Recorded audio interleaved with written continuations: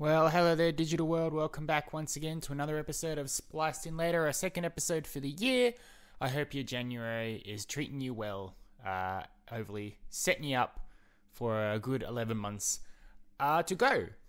So this episode was something I wanted to do last week. I had planned to get this out along with my Mean Girls review, but due to running out of time and overestimating my abilities, it was not possible. So unfortunately, though I wanted this episode to be out literally concurrently with when this show was available, instead you have to settle for an episode a full week later, where it's probably already come and gone, and people either have forgotten about it or just didn't watch it, which is fine either way. So if you're a frequent listener here on Spliced In Later, you know we do this a lot. We delve into the Marvel Cinematic Universe. Now, I've said many times, but just to give you a brief understanding of why I do this, for the most part, it is my favorite franchise to come out of the cinematic world, basically due to its world building. I've said this many times.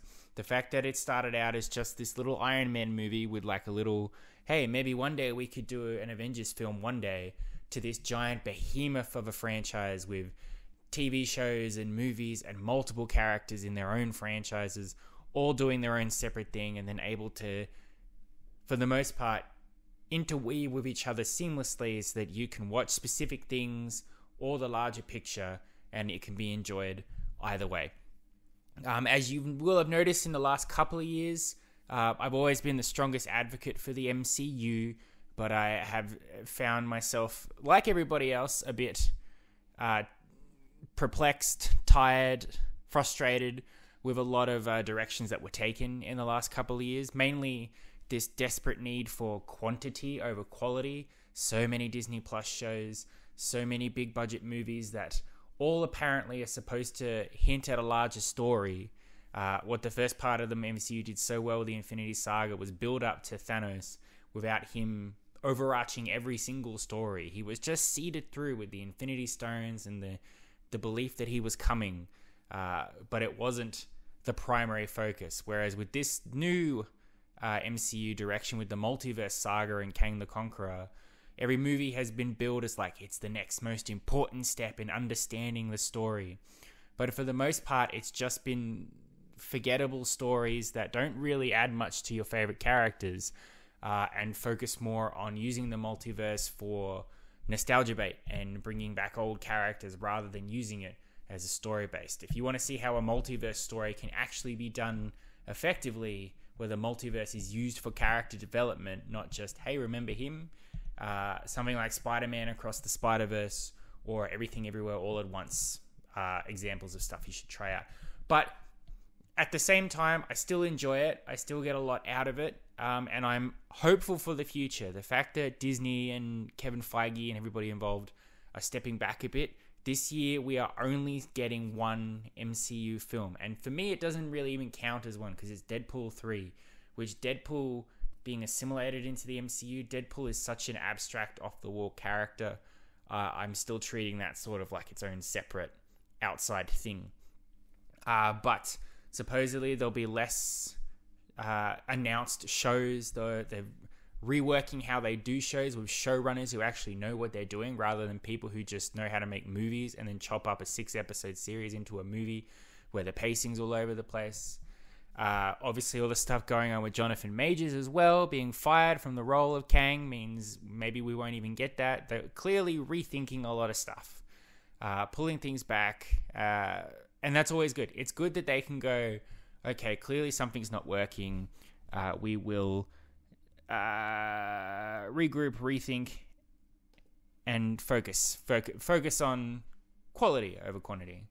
So while they do that, it gives me a lot of time this year to keep doing this ongoing franchise that I do, where I just talk about the MCU. So far, we've gone all the way back to the beginning from Iron Man, and we've worked our way through chronologically as each product has been released. And I include everything that's ever been under the MCU banner, even stuff that is considered no longer canon, like Agents of S.H.I.E.L.D., even though it was once upon a time, to stuff that was said was canon, like Daredevil, but then was decided was non-canon, like Daredevil, but is now apparently canon, like Daredevil.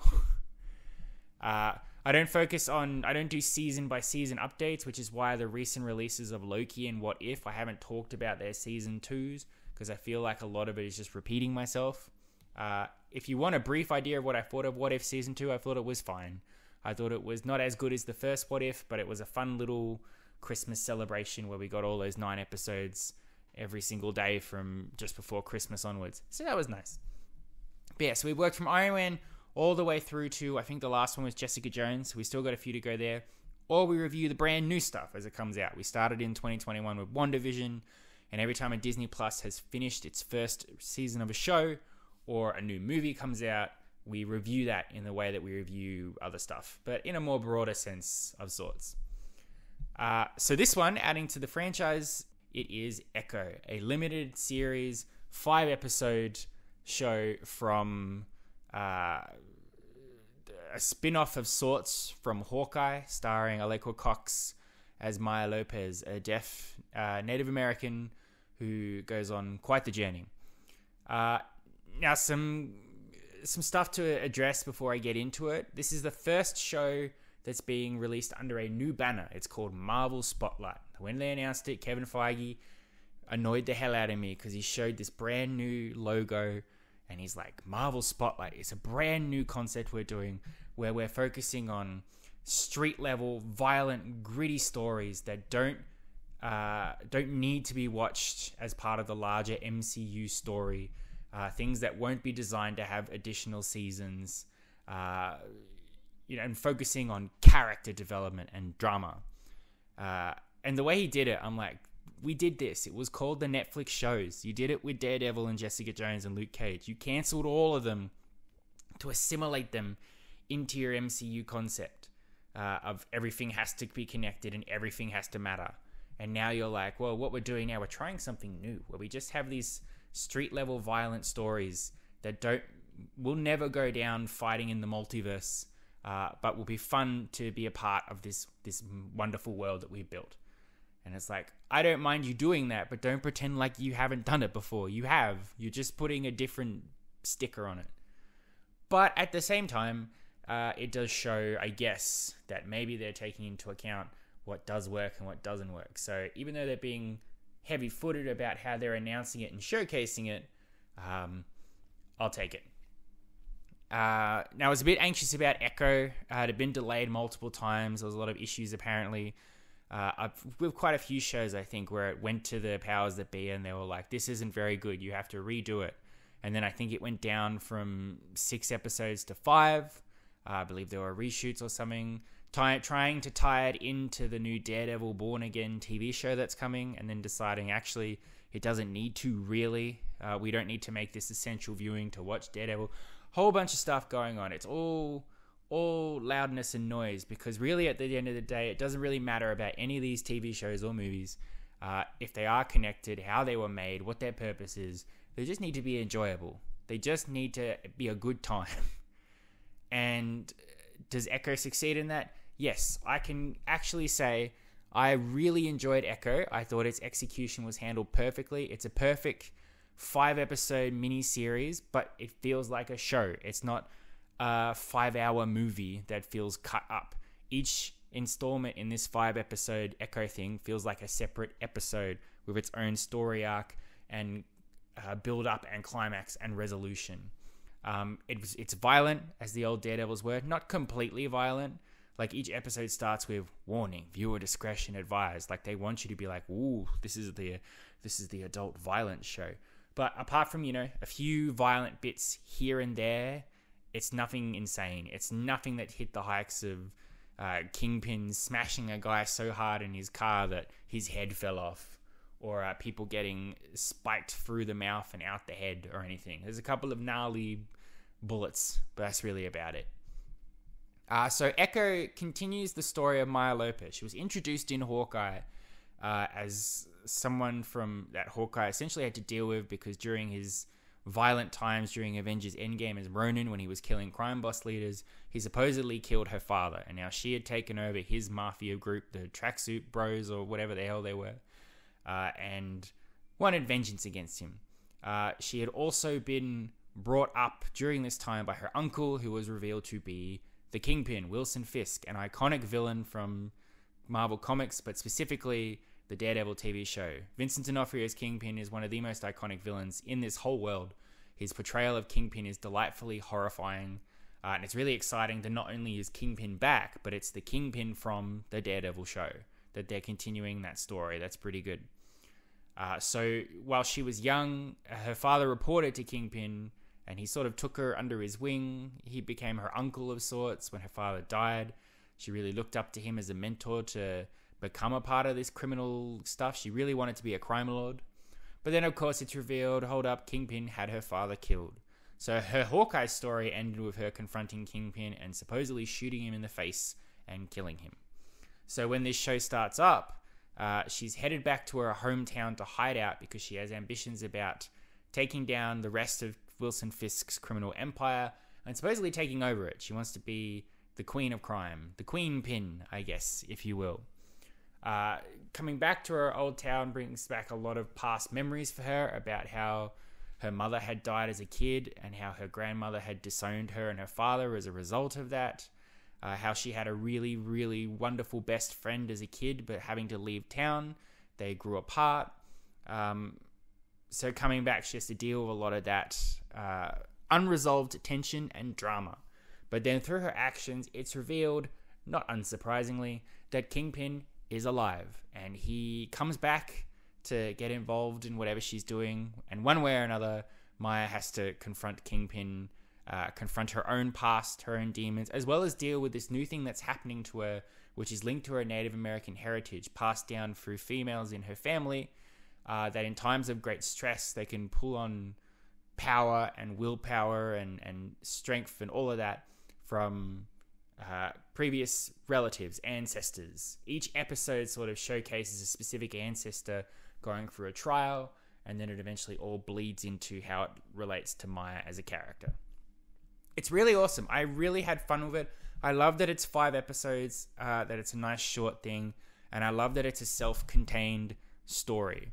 It trips over itself in the beginning because it tries really hard to tell the story that Maya went through in Hawkeye quickly, so I can get to its own Echo show. I like that it doesn't assume you've seen Hawkeye and doesn't bother to give you that information.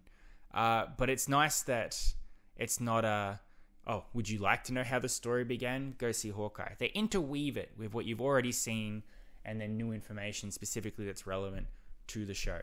But once that's done and we get going, it's really good. It's very personal. Alaqua Cox is Maya. She's wonderful in it. I love her as an actor and I love this character. Her deafness is completely irrelevant to the story. Like, if you're expecting this to be, how will she deal with being deaf by going through this stuff? Her being deaf is just a part of her character, but it's not something that really influences or motivates her journey or anything. And that's nice. It's good to show that in representation. The one thing that really shits me with a lot of reviewers at the moment is when people see a deaf person or a bisexual person or something in a movie or a TV show and they're like, well, why are they like that? Explain it to me. That's character development. You have to tell me how they're dealing with that. It's like, no, because it helps people who have those things to be able to watch movies and just see themselves in it without it having to be a big deal. So, I think Echo is really refreshing in that regard. It's a real nice slow build of how each sort of thing that Maya has to deal with. If you're going to watch this being like, well, I'm just going to watch it because Kingpin's in it and Daredevil's in it, I'll quell your expectations right now. Kingpin is delivered in a slow burn, which I think is really great. They establish him in the first episode, and then he really doesn't come back into play until right at the end of the 3rd episode. Once he's back, and his presence is definitely felt. But it really lets you know in those first few episodes that this is Maya's show. It's about Maya's journey. And I think that's really good. I'm really glad that Kingpin didn't just steal the focus from her. Kingpin can go do his own thing later on. There's a lot of hints towards the end of this of what they're going to do with Kingpin in future appearances. Nothing that detracts from the current story going on there. So that's pretty good. And Daredevil, if you expect, Daredevil's going to be in this a lot because he's been advertised a lot or whatever. He's only in the first episode very briefly. I would say it's more a cameo than an actual appearance.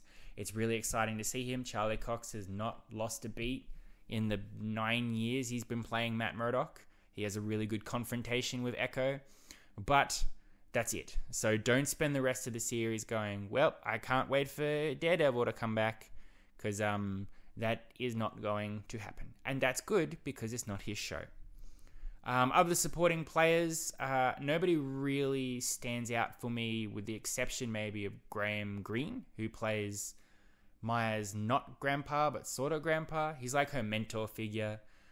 He's very wise, but funny and silly, and he doesn't do much apart from just tell people when they're being shitty, and then to provide Maya with like a special contraption for a missing leg, or to explain to her her ancestors and point her in the right direction. But he was quite good. I liked him in that. And I think the rest of her family develops effectively well. There's no characters that just pop in and go, hi, I'm doing this, and now I go away. Each episode kind of gives one particular character a moment to shine. The second episode being her like cousin Biscuits. The third episode being her old long-lost friend Bonnie. The fourth episode being her grandmother. And I think what's really great about it, it's a really nice representation of the Native American culture that Maya comes from. I can't remember specifically what the nation was. They said it a lot, but I don't want to say it in case I get it wrong. And I do know at the end of the show, they thank the people involved for collaborating with them to do an accurate representation of this community. So I know it's real. But it's pretty great. And it wasn't heavy-handed or over the top or like, we've persecuted the Native American people, you should feel bad. It was just, these are people existing. I'm really loving that at the moment when movies and TV shows are just showing people existing, and it's not a big deal. Maya's story, by the end of it, I think she goes on a wonderful journey of self-discovery of who she is and what matters to her most, whether it's family or power. And by the end of it, I'm happy with where her story ended up. If we see her again, that would be nice, be a nice bonus. But I really hope if this Marvel Spotlight thing does anything, it's just that it tells these stories, which are one and done. You get a fun time, you get to see this bit of the MCU that you don't really see often and probably never will again. It's satisfying, it's the right amount of development and action and drama. You can say it's edgy, so it's something special, something fresh. So not everything from the MCU is the exact same level and exact same coding. And overall, it's just fun and nice and new and good, which is not something that you can say about the MCU with a lot of the recent stuff. Echo would get like an 8 out of 10 from me. It's very solid stuff. It's a very easy watch. If you're interested in watching, you could watch it in an afternoon easily. The episodes aren't incredibly long, but they feel the right amount of length. So by the end of it, you feel like that was a good story. It didn't overstay its welcome. It doesn't feel like I'm missing out on anything. Definitely check it out. Don't give up on the MCU just yet. I know as soon as it came out, everyone's like, Marvel ignores the cries of reviews as Echo trashed. And I'm like, I don't think so. I've heard more positive things about it than negative. And I think the people who want you to think it's negative are the ones speaking louder. You know, the ones who'll do like clickbait articles like reviews fall on deaf ears or something like that. Shut up. At least for me, I endorse it. I think it's okay. And hopefully it is indeed a step in the right direction. But we'll see how we go. I don't know what new Marvel stuff I'll have to talk to you about over this year. We'll see what is announced, what actually comes out. We'll go through the older stuff as we go on. But otherwise, it's a good year up ahead. Lots of movies coming, lots of TV shows, lots of classic episodes I've got planned for you as well. Not classic episodes, but older movies and TV shows. Otherwise, yeah, I think that'll do it for this episode. Thank you so much for listening. I hope you've enjoyed, and I will be back next week to give you some more wonderful Spliced In Later content that isn't MCU related. I think it could be. I really don't know. You'll just have to wait and see. But until then, I love and appreciate you. As always, it means the world to me that you've listened for however long, whether it was a second or the whole bloody thing. You've been spliced in later. Adios, muchachos. I'll catch you next time.